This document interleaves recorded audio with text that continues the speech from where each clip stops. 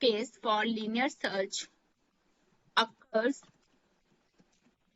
when the element is, no doubt दोनों में best case complexity is same, but the point is linear search के लिए best case कौन सा है और बाइनरी सर्च के लिए बेस्ट केस कौन सा बनेगा.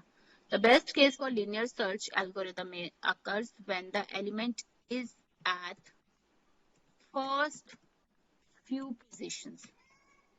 जरूरी नहीं है फर्स्ट पोजीशन हो, 10,000 एलिमेंट हो, 1,00,000 एलिमेंट्स हो, then the first few position, it is not necessarily the number one position. Then if we are talking of 10,000, then finding the data in first 20, 25, 30, 30, 40 comparison is also good. पहले 50 में से, पहले 100 में से भी data मिल गया आपको, that is good. Are you getting? All right. So the best case for linear search occurs when the element is at first few positions. This should be your exact saying. Okay. Now what should be the statement for the best case of binary search? What should be the best case for binary search? The element is found at the first or the mid or in 2-3 comparisons. तो वो कब होगा? Binary search में कब होगा? अगर तुम्हारे mid में उसको मिल गया या फिर सेकंड मिड. हाँ. Okay, all right. Let us refine this. We say the best case for binary search occurs. The best case for binary search occurs when the best case for binary search occurs when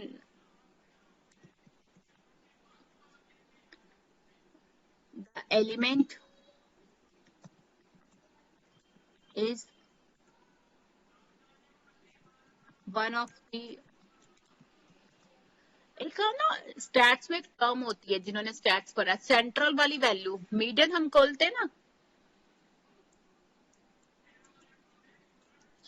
When the element lies near the median, median भी ऐसे निकालते हैं ना, पहले हम sort करते हैं उसको लिस्ट को, और जो सेंट्रल वैल्यू आती है. Can we say this? The best case for binary search occur when the search element lies near the median.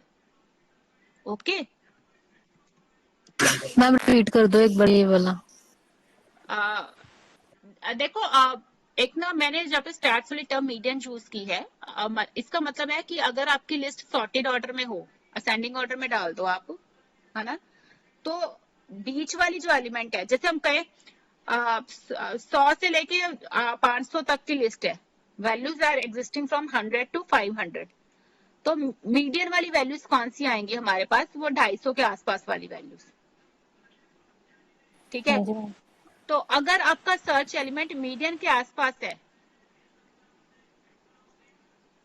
अगर आपका सर्च एलिमेंट मीडियन के आसपास है, तो आपको वो वैल्यूज, वो जो सर्च एलिमेंट है, आपको 3-4 स्टेप्स में मिल जाएगा. ठीक है ना. जैसे इन्होंने पहले बोला कि बाइनरी सर्च के लिए बेस्ट केस होगा अगर शुरू के 3-4 स्टेप्स में मिल जाए. शुरू के 3-4 स्टेप्स बाइनरी सर्च में कब होंगे?